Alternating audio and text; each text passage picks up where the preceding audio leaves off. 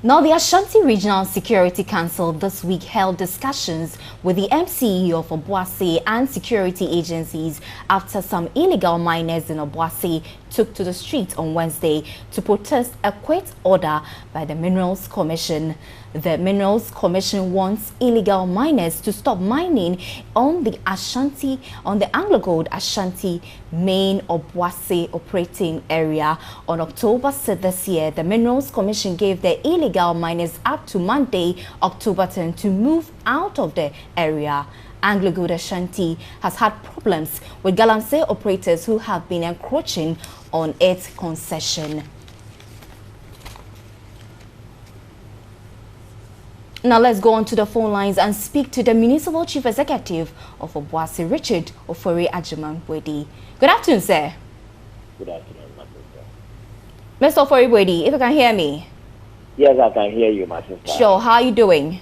I'm well. How about you? Very well. Can you tell us, have you met with the Ashanti Regional Security Council and the miners' respective representatives? And the deadline was supposed to be October 10. What have you agreed on? What has been the outcome of that particular meeting? My sister, if you would remember, what was the deadline that we just talked about? It brought about some skirmishes, some before within the Obuasi municipality.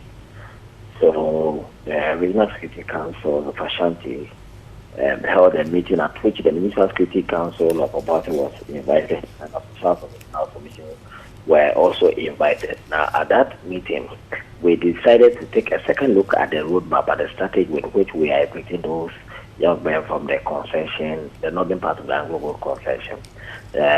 Through the various engagements that we had, we have come out with a 3-week timetable which will enable us to take the young men out of the Anglo Gold concession to areas that the Ministry of Minerals Commission is making available for them so that we can regularize the activities and then they can have it on permanent basis.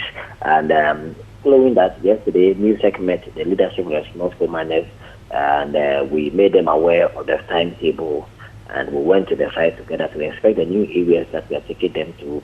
And I think that this is a much more sustainable approach to deal with the problem which we have been struggling to handle for well over 5 years. And I'm sure that if all stakeholders come on hand, I saw the commitment yesterday from the leadership of the small-scale miners, from everybody that is involved. And I'm sure we are at the tail end of this whole issue.